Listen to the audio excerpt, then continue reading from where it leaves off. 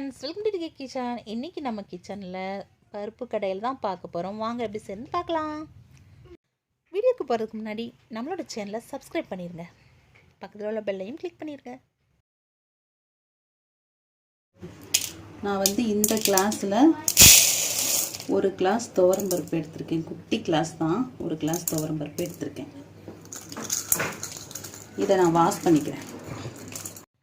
இது குக்கர்லேயும் செய்யலாம், நான் சட்டியில் தான் செய்ய போகிறேன். இதுக்கு 1.5 சொம்பு தண்ணி ஊற்றிக்கிறேன். இந்த சொம்பில்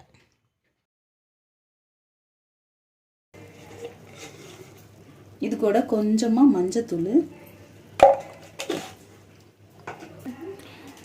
நான் ஒரு வெங்காயத்தில் பாதி வெங்காயம் எடுத்து கட் பண்ணி வச்சுருக்கேன். இந்த கட் பண்ண வெங்காயம், தக்காளி, பூண்டு, ஒரு 5 பூண்டு,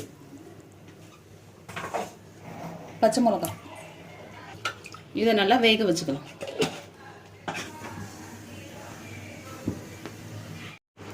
நம்ம போட்ட பருப்பு நல்லாவே கொதிச்சுக்கிட்டு இருக்கு.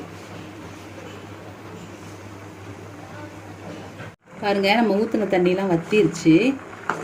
பாருங்க, பருப்பும் நல்லாவே வெந்துருச்சு.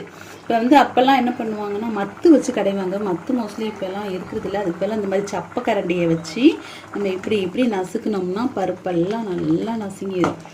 கடையிறதுக்கு மத்து தேவையில்லை. மத்து இருந்தால் அதில் கூட நீங்கள் கடைஞ்சிக்கலாம். கரண்டியில் நம்ம பண்ணாவே பருப்பெல்லாம் நசுங்கிடும். ஏன்டா வெந்துருச்சு பருப்பு. அதனால இங்கே பாருங்கள், நல்லா நசுங்கிருச்சு. இதாங்க பருப்பு கடையல். இப்போ தண்ணி வத்துருச்சு. நம்ம இதுக்கு தாளித்து ஊற்றணும். தாளித்து ஊற்றுறதுக்கு முன்னாடி இதில் உப்பு கொஞ்சமாக போட்டுக்கிறோம். நம்ம இன்னும் உப்பு சேர்க்கவே இல்லை. இதுக்கு தேவையான அளவு உப்பு பார்த்து போட்டுக்கோங்க.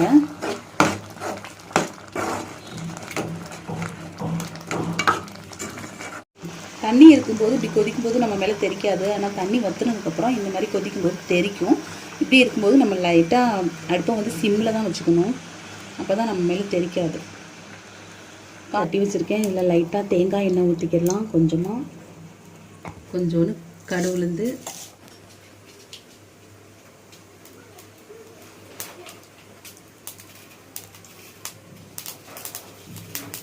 காஞ்ச மிளகாய், கருவேப்பிலை,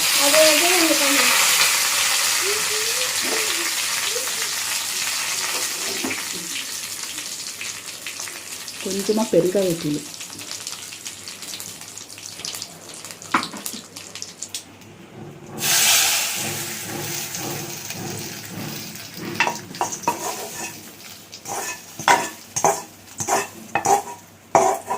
பூண்டு சேர்த்துருக்கோம்.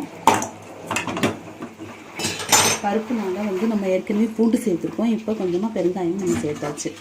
இது இந்த மாதிரி தளர்வாக தான் இருக்கணும். ரொம்ப திக்காக இருக்கக்கூடாதுங்க. பாருங்கள், ரொம்ப திக்காகவும் இருக்கக்கூடாது, அதே சமயம் ரொம்ப தண்ணியாகவும் இருக்கக்கூடாது. இந்த மாதிரி தான் இருக்கணும். இதுதாங்க பருப்பு கடையல்.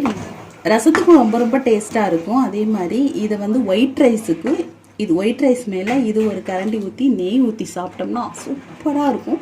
பசங்களுக்கு, ஒரு 6 மாத குழந்தை, அந்த மாதிரி குழந்தைங்களுக்கு, பெரியவங்களுக்கு யார் வேணாலும் இது சாப்பிட்லாம். அவங்களுக்கு அந்த மாதிரி சாதத்தில் இந்த பருப்பு ஒரு கரண்டி போட்டு நெய் ஊற்றி கொடுத்தீங்கன்னா செம்மையாக சாப்பிடுவாங்க. ரொம்ப ஹெல்த்துக்கும் ரொம்ப ரொம்ப ரொம்ப நல்லது. இந்த வீடியோ உங்களுக்கு பிடிச்சிருந்தால் லைக் பண்ணுங்கள், ஷேர் பண்ணுங்கள். உங்களோட அன்பான கமெண்ட்டையும் எங்களுக்கு சொல்லுங்கள். இது வரைக்கும் எங்களோட சேனலை நீங்கள் சப்ஸ்கிரைப் பண்ணலைன்னா சப்ஸ்கிரைப் பண்ணிடுங்க. பக்கத்தில் உள்ள பெல் ஐக்கானையும் கிளிக் பண்ணிடுங்க. தேங்க்ஸ் ஃபார் வாட்சிங்.